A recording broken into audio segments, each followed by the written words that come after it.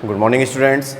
11वीं क्लास की आज हमारी पहली वीडियो है और हम सब्जेक्ट मैथ के बारे में बात कर रहे हैं। तो आपको ये पता होगा कि 11वीं क्लास जो अब नई आई है इसमें कुछ बुक्स में करेक्शन हुआ है ना, कुछ चीज़ें आई हैं, कटी भी हैं। तो बुक्स आप ले लीजिएगा, बुक मिल रही है मार्केट में। और बुक के बाद ही ये वाली जो वीडियोज़ हैं ये आपके काम की होंगी, क्योंकि अगर कोई बच्चा भी ऐसा है जिसने बुक्स नहीं ली हैं और वो इन वीडियोज़ को देख रहा है तो वो ज़्यादा उसको कैप्चर नहीं कर पाएगा, है ना। तो पहले बुक का आप ज़रूर परचेज़ कर लें, उसके बाद फिर आप इन वीडियोज़ को देखिए। तो जैसे अभी हम लगातार क्वेश्चंस के बारे में तो बात नहीं करेंगे, थोड़ा सा मैं 2-4 वीडियो में आपको कॉन्सेप्ट बताऊँगा और उसके बाद हम कोई सी भी प्रश्नावली ले लेंगे और वो भी हमें अभी फ़िलहाल ऐसी प्रश्नावली लेनी पड़ेगी जो आपकी 10वीं क्लास से रिलेटेड हो, है ना। कुछ ऐसा नहीं ले सकते हम कि कुछ बिल्कुल ही अलग चल रहा हो और उसको हम यहाँ यूज़ कर लें, क्योंकि उसके लिए बहुत सारी बातें कुछ समझानी भी पड़ेंगी और उसके लिए हमारा फ़ेस टू फेस होना बहुत ज़्यादा ज़रूरी होता है। तो ये फ़िलहाल एक काम है जो टाइम का यूज़ करने के लिए बस हम कर रहे हैं फ़िलहाल। तो क्या काम है इसको पहले आप समझिए। अभी देखिए, मैं एक ऐसा टॉपिक ले रहा हूँ जो वैसे नॉर्मल है, थोड़ा आप समझ भी सकते हैं उस चीज़ को, और टॉपिक है सिंपल बिल्कुल, समुच्चय। और जनरली ये पहला चैप्टर होता है आपका, नाम समुच्चय है और समुच्चय को हम कह देते हैं सेट्स, है ना। सेट का मतलब एक नॉर्मल लहजे में हम कह सकते हैं कि ग्रुप है ये। जैसे क्या ग्रुप है, मान लीजिए हमने यहाँ पे लिखा, थोड़ा अब समझने का प्रयास करिएगा इसको, कि राम लिख दिया, फिर 540 हो गया, फिर 1374 हो गया, फिर ऐसे स्टार 1 2 1 4 हैश ऐसे लिख दिया, इस तरह का कुछ लिखा हुआ है। अब आपसे कोई कह दे कि भाई ये संख्याएं लिखी हुई हैं, इनको आप देखिए और इनको देख के मन में कोई बात आनी चाहिए, मतलब इनको देख के हमें कुछ समझना है। एक तरह से एक कोड लिखा हुआ है एक, और इस चीज़ को अब आप समझते हैं तो जब आप इसको देखते हैं तो क्या सोचेंगे इसके बारे में। भाई राम लिखा हुआ है, सबसे पहले तो आप ही देखेंगे भाई राम है, ये किसी व्यक्ति का नाम भी हो सकता है। 540 है, ये कोई रोल नंबर हो सकता है, कमरा नंबर हो सकता है, हाउस नंबर हो सकता है, गाड़ी नंबर हो सकता है। यही सेम सिचुएशन इसके लिए भी बन रही है। फिर इस तरह का आ जाता है कि स्टार 1 2 1 4 फिर हैश आ गया। फिर आपके दिमाग में एक बात आएगी कि भाई हो सकता है ये कोई मोबाइल के कोई कोड हो, कोई पासवर्ड हो, कुछ भी हो सकता है। लेकिन अगर आपसे कहा जाए कि इन सारी चीज़ों को मिलाकर एक निष्कर्ष बताइए हमको कि आप इससे क्या समझे इस चीज़ से, तो आपके पास जवाब होगा कि हम इससे कुछ भी नहीं समझे। समझे क्या? इस तरह से अगर कोई चीज़ लिखी हुई है तो क्या आप समझ गए कि क्या मेरे मन में क्या चल रही थी जो मैंने ये चीज़ें लिखी हैं, इसको आप नहीं समझ पा रहे। लेकिन अगर मैंने ये लिखा कि 2 4 6 8 10 ये लिख दिया, अब इसको जो भी बच्चा देख रहा है तो वो जैसे ही इसको देखेगा तो वो क्या सोचेगा, क्या विचार आएंगे इसको। जैसे ही हमने देखा तो सबसे पहले हमारे मन में क्या विचार आए कि भाई ये जो संख्याएं हैं ये सम संख्या है, सबसे पहले तो यही विचार आए। फिर किसी के दिमाग में ये भी विचार आ सकता है कि भाई ये 2 के गुणज हैं सारे, 2 का पहाड़ा है 5 तक लिख दिया, ऐसा भी हो सकता है। तो दोनों बातें सही हैं। तो इसको देखने पर तो आप कोई डिसीजन नहीं ले पाए, है ना। जब इसको आप देख रहे हैं तो इसको देखकर आपने कोई डिसीजन नहीं लिया, लेकिन जब इसको हमने देखा तो हमने तुरंत डिसीजन लिया कि ये संख्याएं हैं, एक संख्याओं का ग्रुप है और उस संख्याओं के ग्रुप को हमने कोई ये कह देता है कि भाई हमने 2 का पहाड़ा लिख दिया, 5 बार लिख दिया। कोई ये कह देता है कि ये सम संख्याएं हैं, तो दोनों बातें सही हैं। तीसरी एक कैटेगरी और आ जाती है कि मान लीजिए इस तरह से लिखा हुआ होता है कि AEIOU, इस तरह से लिख दिया, तो आप इसको देखते हैं और इसको देख के क्या कह सकते हैं। जैसे इसको देखा तो अब देखिए इसमें तो फिर भी 2 बातें बन रही थी। कोई कहेगा कि भाई सम संख्याओं का ग्रुप है, कोई कहेगा कि ये 2 के पहाड़ा आपने लिख दिया, 5 बार लिख दिया है, तो 2 बातें इसमें फिर भी आ रही हैं। लेकिन जब इसको देखते हैं तो क्या होता है, अब शायद ही इसमें 2 बातें आएंगी, क्योंकि जितने भी बच्चे इसको देख रहे हैं वो सब इसको देखते ही पहले क्या बोलेंगे, AEIOU क्या है ये स्वरों का समुच्चय है ना, स्वरों का ग्रुप है। स्वर, इंग्लिश के स्वर आते हैं, है ना, वॉवेल्स हैं ये। तो ये जो वॉवेल्स हैं ये हमको लिख दिए और सब ने एक ही बात सोची। तो बस यही चीज़ समुच्चय होती है कि अगर कोई ग्रुप हमारे सामने है, हमारे सामने कोई भी ग्रुप रखा जाए और उस ग्रुप को देखने के बाद जितने लोगों ने उसको देखा है वो उसके बारे में एक सही कंडीशन दे दें, यानी जिस तरह से उसको लिखा गया है, जो बात सोच के उसको लिखा गया था वही दूसरा सोचने लग जाए, ठीक है, तो उस ग्रुप को हम क्या कह देते हैं, वो समुच्चय होता है। तो इसके लिए एक बहुत सिंपल सी परिभाषा बनती है कि वस्तुओं का सुपरिभाषित संग्रह। जैसे हमसे कहा जाए कि भाई समुच्चय की परिभाषा बताइए, तो समुच्चय की परिभाषा क्या होती है कि वस्तुओं का या व्यक्तियों का सुपरिभाषित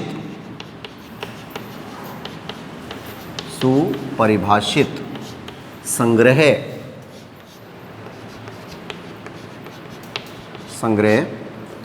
समुच्चय कहलाता है, समुच्चय कहलाता है, ठीक है, ये हमको दिया गया है। अब देखिए, अब भी जो बातें मैंने बोली हैं वही तो लिखा है मैंने कि कोई भी वस्तु, व्यक्ति, अंक कुछ भी मिल सकता है, उनका सुपरिभाषित का मतलब होता है जिसको परिभाषित किया जा सके, जिसके बारे में आप अपने विचार व्यक्त कर सकें, वो परिभाषित कहलाता है। तो सुपरिभाषित का मतलब अच्छी तरह से परिभाषित किया जा सके। अगर कोई लिख देता है, ए लिख दिया, फिर 5 लिख दिया, फिर यहाँ पे लिख दिया जैसे #1 ऐसे लिख दिया, फिर लिख दिया 1374 यूँ लिख दिया, और फिर कह दिया कि बताइए भाई क्या है ये, तो आपके पास कोई जवाब नहीं है कि ये क्या चीज़ है ना। इसको आप परिभाषित नहीं कर सकते। इसके बारे में आप ये नहीं कह सकते कि भाई ये जैसे इसको देख रहे हैं तो हमें लगेगा ये अल्फ़ाबेट है, अंग्रेजी वर्णमाला का अक्षर है, ये अंक हो गया, ये कोई पासवर्ड जैसा लग रहा है, कोई ग्रुप हो सकता है, वो कोई मकान number, roll number, phone number, या फ़ोन नंबर तो नहीं खैर, लेकिन गाड़ी नंबर हो सकता है ना, इस तरह का कुछ भी हो सकता है। तो इसको देखकर हम कोई बात परिभाषित नहीं कर पा रहे, इसको देखकर हम इसकी परिभाषा नहीं बता पा रहे, इसके बारे में हम खुद ही नहीं समझ पा रहे, तो हम दूसरों को क्या समझाएंगे। तो ये समुच्चय नहीं है। इसी तरीके से ये वाली जो कैटेगरी आई, इसके अंदर भी हम खुद नहीं समझ पा रहे कि क्या लिखा जा रहा है, तो हम उसको समुच्चय के तौर पे नहीं बता सकते। फिर नेक्स्ट जब हम इस पे आते हैं तो यहाँ पर हमारे पास 2 व्यूज़ आ जाते हैं कि कोई ये कह देता है कि भाई ये समसंख्याएँ हैं, या कोई ये कह देता है कि ये 2 का गुणज है, 2 का पहाड़ा है, कि 2 के मल्टीपल्स हैं। तो हम ये कह देते हैं कि हाँ ये ठीक है, तो दोनों बातें परिभाषित हो रही हैं इसके अंदर और बहुत अच्छी तरह परिभाषित हो रही हैं, तो ये समुच्चय बन सकता है। फिर आते हैं इसके ऊपर कि ये तो पूरी तरह से इसमें 2 बातें भी नहीं निकल रही, इसमें तो एक ही बात निकली, और वो एक बात क्या है कि ये जो ग्रुप लिखा गया है ये हमारे पास अंग्रेजी वर्णमाला के स्वरों का समुच्चय है, यानी वॉवेल्स लिखे हैं हमने, है ना। तो सबका जवाब एक ही आया और यही चीज़ समुच्चय कहलाती है। समुच्चय की सबसे अच्छी परिभाषा ये वाली मानी जाएगी, ये भी कम अच्छी मानी जाएगी, ठीक है, ये पर इतना नहीं मानेंगे इसको ज़्यादा अच्छा मानेंगे, ठीक है। तो यही वर्ड मैं यहाँ पर बोल रहा हूँ सुपरिभाषित, इसका ज़रूर आपको ध्यान रखना है। अब जो पहली बार पढ़ रहे हैं उनके लिए एक प्रॉब्लम आती है कि भाई समुच्चय हम बार बार बोल रहे हैं, सेट्स बोल रहे हैं, तो ये है क्या चीज़, कैसे प्रदर्शित किया जाता है। तो आप एक चीज़ गौर कर रहे हैं कि जब भी मैं इस तरह की कोई कंडीशन बना रहा हूँ तो इसमें मैंने ये मझले ब्रैकेट का प्रयोग किया, ना तो बड़े ब्रैकेट का प्रयोग किया, ना छोटे ब्रैकेट का प्रयोग किया, हम यहाँ पर मझला ब्रैकेट बना रहे हैं, है ना। आपको पता है कि 3 प्रकार के ब्रैकेट होते हैं, एक तो ये बड़ा वाला ब्रैकेट होता है, इसको हम बार ब्रैकेट बोलते हैं ना, बड़ा, और एक इस तरह का ब्रैकेट होता है, यूँ बना देते हैं, ये मझला ब्रैकेट होता है, कर्ली ब्रैकेट्स बोलते हैं, और एक इस तरह का ब्रैकेट होता है, इसको स्मॉल ब्रैकेट्स बोल देते हैं, छोटा ब्रैकेट होता है।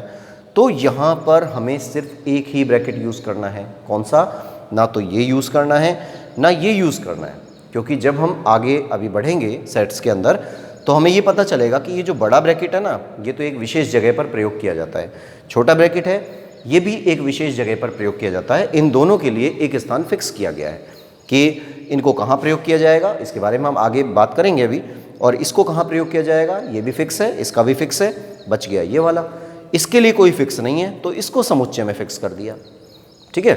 अब आप कोई भी चीज़ लिखते हैं, जैसे मान लीजिए मैंने लिख दिया 2 लिखा, फिर 3 आ गया, 5 आ गया, 7 है, 11 है, 13 है, ऐसे लिख दिया। अब आपसे पूछ लिया कि भाई ये क्या है, ये चीज़ क्या मानी जाएगी, 2, 3, 5, 7, 11, 13, इसको अगर आपसे पूछा जाए कि क्या चीज़ है ये, तो अब जो ढंग से देख रहे हैं, जिनको पता है, वो इसको देखते ही तुरंत क्या बता देंगे कि ये अभाज्य संख्याओं का ग्रुप है ना। अभाज्य संख्याएं, बस अभाज्य संख्याएं क्या होती हैं, जिनमें केवल उसी का भाग जाता है और किसी का भाग नहीं जाता, तो 2 में सिर्फ 2 का ही भाग जाता है। 3 में सिर्फ 3 का ही जा रहा है, 5 में सिर्फ 5 का ही भाग जाता है, 7 में सिर्फ 7 का ही, 11 में सिर्फ 11 का, 13 में सिर्फ 13 का। तो ये वो संख्याएं हैं जो अभाज्य हैं, जिनमें इनके अलावा और किसी संख्या का भाग नहीं जाता है, उनको हम अभाज्य संख्याएं कहते हैं। तो इसको देखते ही आप उस डिसीजन पे आ जाएंगे कि भाई अभाज्य संख्याएं। और कैसा हो गया ये? सुपरिभाषित। सुपरिभाषित हो गया तो हमने इसको इस तरह से लिख दिया। अब समुच्चय को प्रदर्शित करने के लिए हम किसका प्रयोग कर रहे हैं? मझले ब्रैकेट का प्रयोग कर रहे हैं। पहली कंडीशन तो आपको ये ध्यान रखनी है, समुच्चयों का नाम जब लिखा जाता है तो उस नाम को हम कैपिटल लेटर से दिखाते हैं। अंग्रेजी वर्णमाला के कैपिटल लेटर का प्रयोग करते हैं समुच्चयों का नाम लिखने में हमेशा, ठीक है, छोटे का नहीं करते। और जब इसमें अंग्रेजी वर्णमाला का प्रयोग किया जाता है छोटे अक्षरों का, तो उसका मीन्स होता है कि वो सदस्य जो है ना इसके, ये सदस्य कहलाते हैं, इसके मेंबर कहलाते हैं। इस समुच्चय का मेंबर है ये सारे मेंबर हैं, उनको हम छोटे में दिखाते हैं। जैसे बी नाम दे दिया और फिर हमने लिख दिया AEIOU, ऐसे लिख दिया। तो ये क्या हैं? ये वॉवेल्स हैं, है ना, स्वर हैं। और ये स्वर अंग्रेजी वर्णमाला के हैं। तो अभी मैंने इसके बारे में बात की है कि भाई इसको देखते ही आपने तुरंत जवाब दिया कि ये अंग्रेजी वर्णमाला के स्वर हैं। तो इनको रिप्रेजेंट किससे किया? इन ब्रैकेट्स से, इन ब्रैकेट्स में यानी मझले ब्रैकेट में बंद कर दिया। और नाम किससे देंगे? कैपिटल लेटर से। अंग्रेजी वर्णमाला के कैपिटल लेटर से तो नाम दिया जाता है। और अगर अंग्रेजी वर्णमाला के अक्षरों को हम मेंबर के लिए प्रयोग करते हैं, सदस्य के रूप में प्रयोग करते हैं, तो हमेशा छोटे अक्षर आने चाहिए, ठीक है। ये स्थिति हमारे पास यहाँ पर आती है। तो यहाँ तक की बातें अब आपको समझ में आ गई होंगी। तो समुच्चय जो वर्ड आप पहली बार यूज़ कर रहे हैं, उस समुच्चय का मतलब क्या होता है? वैसे तो जो जर्नल इसके लिए परिभाषा बनती है वो बनती है सेट्स, है ना, इसको इंग्लिश में सेट्स बोल देते हैं। लेकिन एकदम सिंपल भाषा में हम ये कहते हैं कि भाई सेट्स का मतलब क्या होता है? तो सेट्स का मतलब ग्रुप होता है एक, ठीक है। इस तरह की कंडीशन हमारे पास होती है। तो अगर आप इसको नोट करना चाहें, अभी आप रफ कॉपी में ही यूज़ करना, अभी फेयर मत बनाना, क्योंकि फेयर के लिए तो बहुत सारी डिटेल आपको करनी पड़ेंगी, उसके बाद हम देखेंगे उसको बाद में। तो पहले आप इसको रफ कॉपी में नोट कर लें और फिर हम इसमें नेक्स्ट प्रोसेस लेते हैं समुच्चय के बाद में। मिटा रहा हूँ इसको, एक बार स्क्रीनशॉट ले लें या जैसा भी आप नोट करना चाहें, पॉज करके नोट कर लें। अब देखिए, कुछ विशेष प्रकार के हमारे पास सेट्स होते हैं, समुच्चय होते हैं, जो हम छोटी क्लास से पढ़ते भी आ रहे हैं। और कई बार आपने ध्यान दिया होगा कि जब मैं आपको 10th में पढ़ा रहा था तो मेरे मुंह से भी कई बार निकल जाता था समुच्चय, है ना। कई बार बच्चों ने पूछा भी था मुझसे कि ये जो आप नए नए वर्ड बोल देते हैं, समुच्चय बोल देते हैं, इसका मीन्स क्या होता है? तो मैंने आपको यही जवाब दिया था कि जब हम समुच्चय की बात करेंगे आगे 11वीं क्लास में, तब की बात तब करेंगे। अब जैसे आपको एक वर्ड मिला हुआ है, कई बार आपने पढ़ा है कि प्राकृत संख्याओं का समुच्चय मिला था ना, प्राकृत संख्याओं का समुच्चय, प्राकृत संख्याओं का समुच्चय। अब देखिए क्या होता है ये प्राकृत संख्याओं का समुच्चय। तो नाम आ गया। अब असली नाम तो यही है, लेकिन आपने हमेशा क्या पढ़ा है? प्राकृत संख्याएं। प्राकृत संख्याएं पढ़ ली, या इनको प्राकृतिक संख्याएं भी बोल देते हैं। अब आपको पता है जो प्राकृत संख्याएं होती है ना, इनको इंग्लिश में हम क्या कहते हैं? Natural numbers. क्या बोलते हैं इनको? नेचुरल नंबर्स बोलते हैं। अब नेचुरल नंबर्स बोलते हैं तो नेचुरल यानी प्राकृतिक, वही बात आ गई कि भाई नेचुरल यानी प्राकृतिक होता है। और प्राकृतिक को ही हम क्या यूज़ कर रहे हैं? इसके लिए प्राकृत वर्ड का प्रयोग कर रहे हैं। तो इसी पूरे अक्षर का ये पहला, ये जो पूरी स्पेलिंग है, इसका पहला अक्षर उठा लिया प्रदर्शित करने के लिए उसको, है ना। कैसे शो करेंगे हम? तो यहाँ पर ले लिया हमने एन, कैपिटल एन। और प्राकृत संख्या क्या होती हैं? जब आपसे पूछा जाता है भाई प्राकृत संख्या क्या होती है, तो आपके पास जो आपका जवाब होता है वो ये होता है कि भाई प्राकृत संख्याएं 1 से शुरू होती हैं, है ना। 1 से शुरू हो गई और कहाँ तक गई?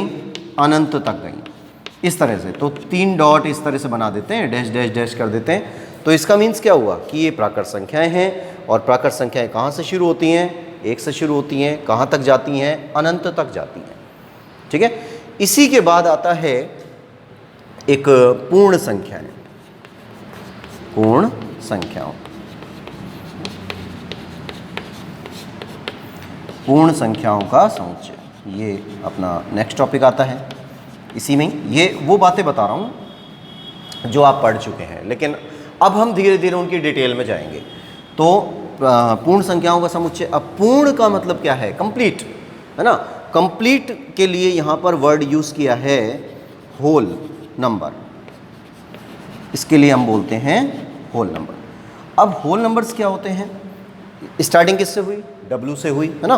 पहला जो स्पेलिंग आ रही है उसका W अक्षर आ गया, तो इस W को हमने लिया और ये शुरुआत होती है 0 से। इस तरह से ये कंप्लीट करते और अनंत तक चली जाती है। अगर आप अनंत लगा देते हैं तो ठीक है, नहीं लगाते हैं तो भी ठीक है, कोई बड़ी बात नहीं है इसमें। तो n नेचुरल नंबर हो गया, है ना। W इसका होल नंबर हो गया। अभी मैं केवल वो बातें बता रहा हूँ जो आपने 10वीं क्लास में पढ़ी हैं, ये ध्यान रखिएगा। मैं टॉपिक के हिसाब से या 11वीं के टॉपिक के हिसाब से बात नहीं कर रहा हूँ, टॉपिक 11वीं का ही है, लेकिन अभी केवल हम उस ज्ञान के बारे में बात कर रहे हैं जो हमने 10वीं में पढ़ा है, और थोड़ा सा इससे ऊपर आ जाएंगे जो 11वीं में हम पढ़ने वाले हैं। तो मैं डायरेक्ट कोई टॉपिक लेके और कंटिन्यूस टॉपिक को यूज़ नहीं कर रहा हूँ, तो कहीं आप उसमें किताब में मिलाने लग जाएँ कि भाई ये छूट गया और ये छूट गया, तो छूटेगा कुछ नहीं। पर अभी हम अपने हिसाब से बात कर रहे हैं, ठीक है। तो नेचुरल नंबर का मतलब क्या हो गया? n, है ना। नेचुरल नंबर क्या होता है? प्राकृत संख्याओं का समुच्चय होता है। कहाँ से चालू होता है? 1 से कहाँ तक जाता है? अनंत तक। इसी तरीके से होल नंबर होता है, पूर्ण संख्याएं होती हैं, कहाँ से शुरू होते हैं? 0 से, और कहाँ तक चले जाते हैं? अनंत तक। इसी प्रकार से बहुत सारे समुच्चय हैं जो जनरली हम अभी तक प्रयोग में लेते आ रहे हैं। जैसे परिमेय संख्याओं का समुच्चय है, आपने नाम सुना ही है खूब, परिमेय संख्याओं का समुच्चय है। अपरिमेय संख्याओं का समुच्चय है। परिमेय संख्याओं का समुच्चय अगर आपसे पूछा जाए भाई परिमेय संख्या क्या होती हैं, तो आप ये कह देते हैं कि जिन्हें P/Q के रूप में व्यक्त किया जाता है वो परिमेय संख्या होती हैं। अपरिमेय क्या होती हैं? जिन्हें P/Q के रूप में व्यक्त नहीं किया जा सकता वो अपरिमेय होती हैं। तो परिमेय और अपरिमेय के लिए कोई फिक्स नहीं है, जैसे यहाँ पर होता है ना। तो परिमेय यहाँ पर n दे दिया, यहाँ पर w दे दिया, तो परिमेय और अपरिमेय के लिए कोई फिक्स नहीं है। कभी तो उसको q से डिनोट कर देते हैं, कभी z से कर देते हैं, वो सिचुएशन मिलती है कि हमें क्या करना है। बाकी z भी फिक्स नहीं होता, q भी फिक्स नहीं होता, कभी कुछ चेंज होता रहता है ये। तो मैं केवल फिक्स वाली बातें आपको बता रहा हूँ अभी। उसके बाद हम आते हैं, एक हमारा टॉपिक आता है उसमें रियल नंबर, वास्तविक संख्याओं का समुच्चय। ये भी आपने कई बार सुना है, पढ़ा भी है, और 10वीं क्लास में भी कई बार ये पूछा गया था, और कई बार आप देखते हैं कि आ जाता है वास्तविक संख्याओं का समुच्चय। अब वास्तविक संख्या क्या होती हैं? नाम से पता चल रहा है वास्तविक संख्याएं। वास्तविक संख्याओं को हम कह देते हैं रियल नंबर, है ना। रियल नंबर, रियल नंबर्स क्या होते हैं? जो वास्तव में उपस्थित होते हैं वो रियल नंबर होते हैं। और हम एक नई परिभाषा अगर इसकी बना दें कि भाई रियल नंबर एक ऐसा समुच्चय होता है, या रियल नंबर्स का समुच्चय एक ऐसा समुच्चय होता है जो आपने सोचा है, कुछ भी, कोई भी अंक, चाहे वो कितना भी बड़ा है, कितना भी छोटा है, माइनस है, पॉइंट में है, बटे में है, परिमेय है, अपरिमेय है, कुछ भी, जो भी हमारे यहाँ यूज़ हो रहा है ना। चाहे आप चांद तक जा रहे हैं, चांद तक की दूरी ले लीजिए, या वहाँ पर कोई घनत्व निकाला जा रहा है, या वहाँ कुछ भी जो पॉइंट्स में चल रहा है, कम से कम राशि, बड़ी से बड़ी राशि, कुछ भी, जो भी आपके दिमाग में वर्ड आएगा ना, वो सारी की संख्याएं किस में रहेंगी? रियल नंबर में। तो हम ये कह सकते हैं कि ये जो रियल नंबर होता है ये सबसे बड़ा समुच्चय होता है। कि अगर नेचुरल नंबर की बात कर रहे हैं वो भी रियल में ही होगा, अगर हम होल नंबर की बात कर रहे हैं वो भी रियल में ही होगा, है ना। ये 0 से चालू हो रहा है, ये 1 से चालू हो रहा है, तो ये सब कुछ इसके अंदर ही होता है।